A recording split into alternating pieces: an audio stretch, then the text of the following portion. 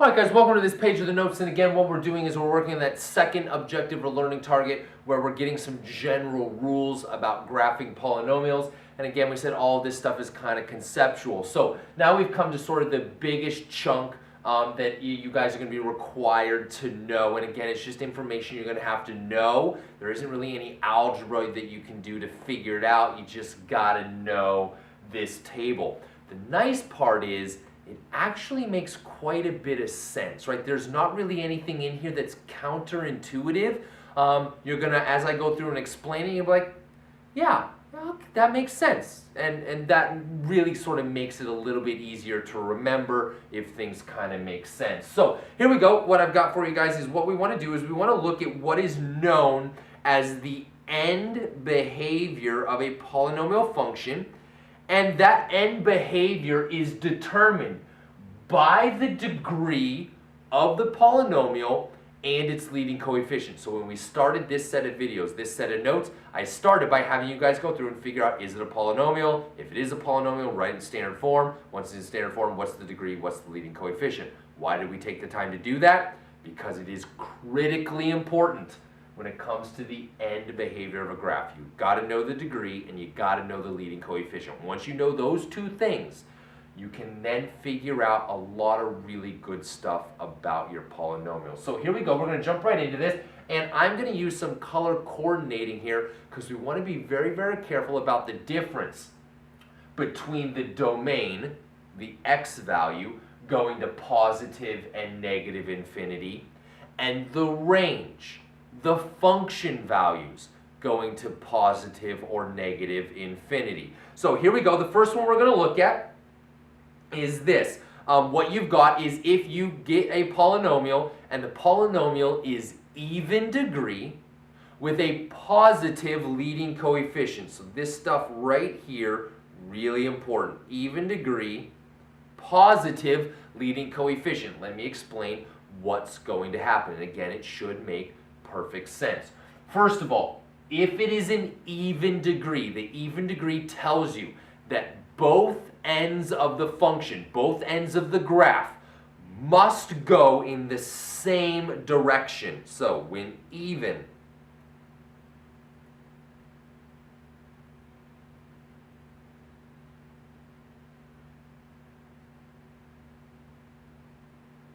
degree, both ends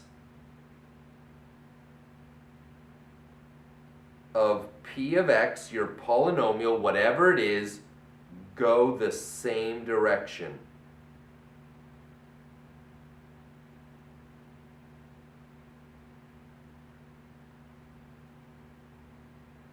And again, I said it was actually, it kind of makes a lot of sense, and let me show you how.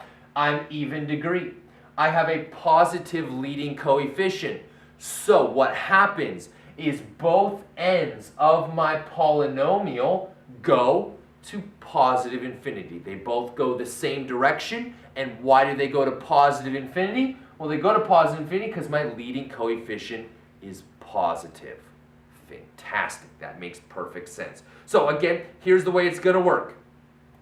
If I have x going to negative infinity. Remember, guys, that is the domain value. So that's this guy right here. As my x-axis goes to negative infinity, what happens to my range values? Remember, range is the y values. Well, it looks like my polynomial is headed in what direction? Yeah, it's headed to positive infinity, which is why when x is negative infinity, y is going to positive infinity. As x goes to negative infinity, y goes to positive infinity. As I head in this direction, my function goes up.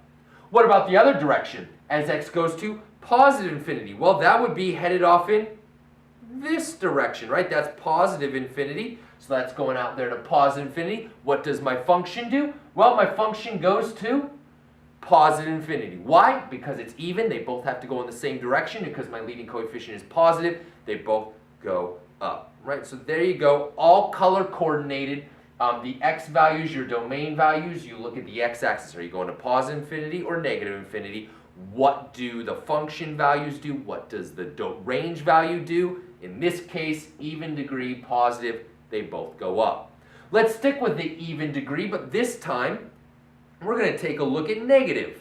What happens if the leading coefficient is negative? Well, you guys are a bunch of smart cookies, and I imagine you probably have already figured it out. If you're even degree, both ends have to go in the same direction, but now I'm negative, so it should make perfect sense that both ends go down. Look at this. My function value, both of those guys are headed in the same direction, and they're both headed down. That makes sense. So as x goes to, once again, as I go to negative infinity on my domain values, as my x-axis goes to negative infinity, this guy right here, what do my function values do? Well, it looks like they're both headed in the same direction, and they both appear to be headed to negative infinity, which is exactly what I've got. That range value, that function's headed to negative infinity. What about the other way? As x goes to positive infinity, I head out here to positive infinity. What does my function do? Well, it's even degree and negative, so both ends are going the same direction and both ends are headed negative, so this one also must be headed to negative infinity. So again, first two things you need to remember: once you find the degree and the leading coefficient of your polynomial, you now know the end behavior. If the degree of the polynomial is even, you know both ends are heading in the same direction. If the leading coefficient is positive, you know that your function will be going, your range values will go to positive infinity, right? At the ends of your polynomial, wherever those ends are, they're both going to be headed to positive infinity. If your even degree and negative leading coefficient, the ends of your polynomial, your range values, right, your function is going to be headed to negative infinity when you get out here to the ends. Okay, so here we go. Now let's go and talk about if you are odd. What about odd degree? Well, if you're odd with a positive leading coefficient, again, it's going to make a whole lot of sense, but I will say this first about odd degree.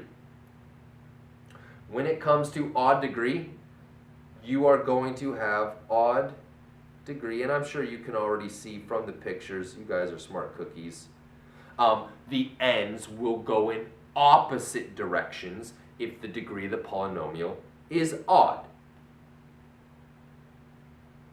Ends of p of x go in opposite directions.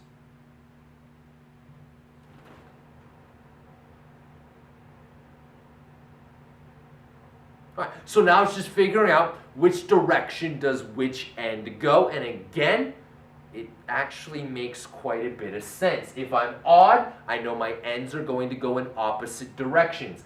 If my leading coefficient is positive, the right-hand side will go positive, which means the left-hand side, which has to go the opposite direction, will go negative. Let me show you by color coordinating this.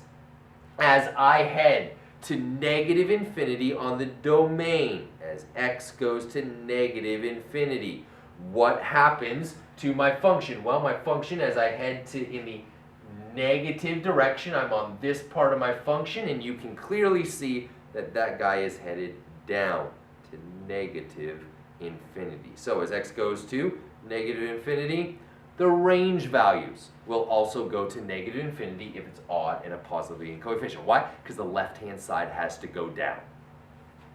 As I go to positive infinity in the domain values, as the domain goes to positive infinity, what happens to the function values? Well, we already talked about it. You're odd, ends go in opposite directions. You're positive. The right-hand side goes in the positive direction. So this guy is headed up.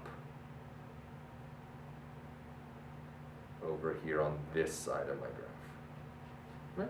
So as x goes to positive infinity, the function goes to positive infinity. As x goes to negative infinity, the function goes to negative infinity. And again, there's only one more here. It's odd and negative leading coefficient. And again, you guys are pretty smart, so I'm sure you've already got all this worked out. But again, it makes perfect sense. Odd ends have to go in opposite directions. Since it is a negative leading coefficient, that means that the right-hand side goes in the negative direction. Heads to negative infinity. So let's go ahead and take care of this. Again, just kind of highlighting this stuff as I go. Domain, negative infinity is. Those x values go to negative infinity. What happens to my function? Well, as I go to negative infinity, my polynomial, my function, my range values go to positive infinity. And as I head to positive infinity, what happens to my function? Well, now as I'm going to positive infinity, I'm down here on this part. Since it's odd and negative, my function has to go to negative infinity. And again, we've got that guy all color coordinated and highlighted for you. So again, guys, I know it is quite a bit to memorize, and yes, you do have to memorize it. There's no way around it. The nice part is it actually kind of makes sense, and hopefully that'll make remembering this stuff a little bit easier. We're going to get lots of practice with it.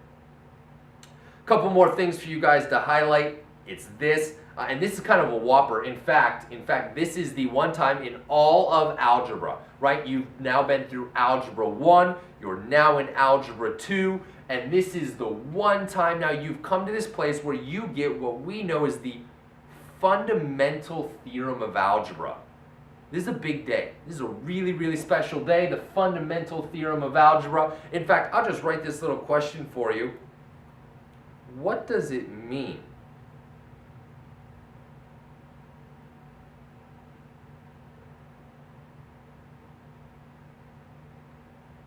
if something is fundamental?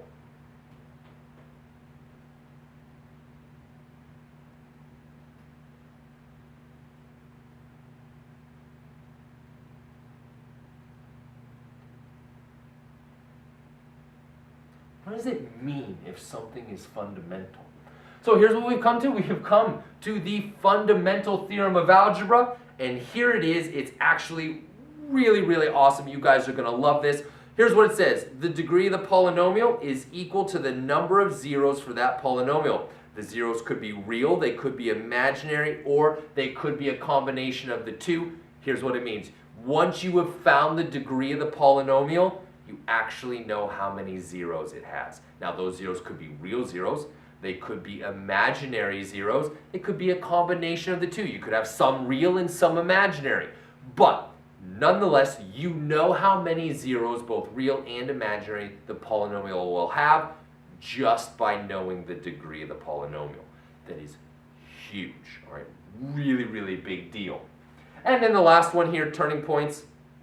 These are also known as extrema, and here's all it is, right? It just represents the places where the graph of the polynomial will change direction, right? Turning points, anywhere you change direction and go the opposite way that you came from. The number of turning points is always one less than the degree of the polynomial. Guys, here's the notation that we're going to kind of use. We will say that the degree of the polynomial is equal to n. Right, so if I ask you to find the degree of the polynomial, we generally represent that with the letter n. Where's the degree of the polynomial? N equals what? Well, that means then that the turning points